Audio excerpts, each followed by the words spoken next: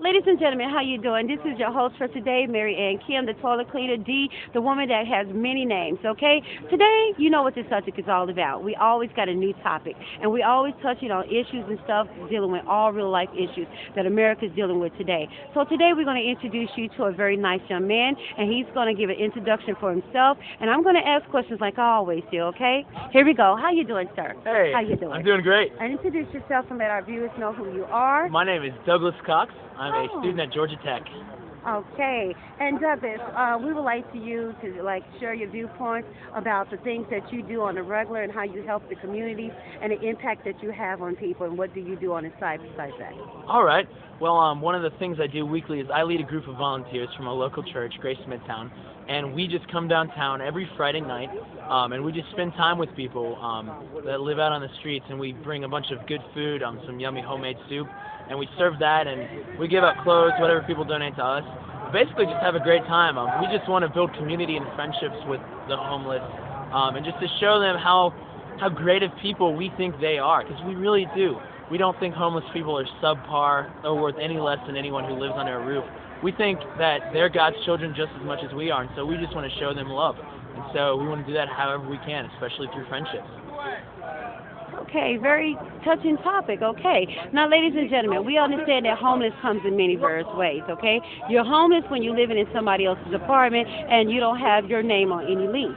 You're homeless when you have no roof and you're living inside a hotel. You're homeless when you're living on the street or a shelter or any other place that is emergency. That is what we define homelessness. Because a lot of people think just because you live with grandmama, auntie, that you're not homeless. Homeless is when you don't have any place with your name on. Anybody can kick you out at any time or any day. And we wanted to touch on the subjects of things of all sorts. We talked about violence, we talked about homelessness, we talked about laws, we talked about Dr. King, politics, and every aspect on this subject, okay, on this topic of our show. Now we're talking about a lot of things going on in America. Now, when you saw me, I was in California. We was on the topic about homelessness as well. And we know throughout the whole nation now, it's a crazy, stuff going on with the economy, causing a lot of people to have financial problems. But a lot of times, most of the problems what we talked about, remember the George, the host that we had before, and George is over there right now giving an interview for another show over there for somebody else's topic over there. So you got to understand that George and I, we're doing a lot of other things. And a lot of people, like George say, he was talking about earlier, how he owned his own business, because I've been knowing George for many years, and we had our store, we set it up, and George and I, we lived in the same house, we helped each other, and we maintained, and George had his own, and a lot of people didn't understand a lot of things about us, but I allowed someone to live in my house to help him, and he allowed me to help me with my business, and we helped each other. So we're going to allow our guests to come back and show that how the impact of helping the homeless has actually inspired his life, and what is his goal for tomorrow and the future. Well, any time that you serve people, I think it's just the way that we've been wired, is that when you serve people, you become more satisfied than when you serve yourself. I've really come to believe that the phrase, it's better to give than to receive, is not just something we say when we think about Christmas presents. It's just true. The more money you give away, the happier you'll be, not the more money you get. And I think we can just look at the lives of the rich in America and see that that's very true. And I just believe that with all my heart.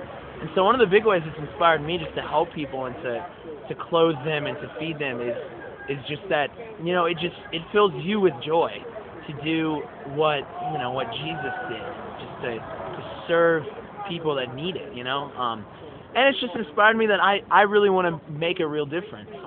I totally understand that what our group does is temporary. And I'm okay with that for now. Just feeding people temporarily, and clothing people temporarily oftentimes. But I would love to become part of a greater solution for how we can really end homelessness. How can we get people that don't deserve to be on the streets to get off the streets? Because that's what I really care about. I don't want to just help someone for a night. I want someone to get their life back on track. And so any way whatsoever that I could help with that, I really want to do that. It's inspired me to look for ways to do that and to give myself more towards that. Yes. God has provided some resources, allowed me to have ministry and teaching people for years. That's many ways. You can go into transitional living. They have places where this is affordable. You can pay like $430 for living into transitional housing. You got the Salvation Army who charge $10 a day. You have they call rooming houses that pays like your rent is $100 a day. I mean $100 a week. There's other options. They have programs that can help you. You can go to HUD. They have a list of apartments, and I would like to show you earlier what I told you when I went to take you to HUD, because I deal with HUD, and I have been working with HUD for many years. This is a list that I wanted to show you, how HUD is helping a lot of people. They have funding companies, and they have a whole list of housing. Okay, they have a whole list of the houses, and it's showing you affordable homes that the government can help you in homelessness, and it can help you in every aspect. So take advantage of this, all right? And HUD is going to your local church, and they're trying to get everybody to sign up for their first home buying plan, okay? Take advantage of that, America. It's all different kind of options out there, and the government will go halfway with you. So you have to be willing, you got to be able, you got to have an unction. Now, I met George years ago. George and I was a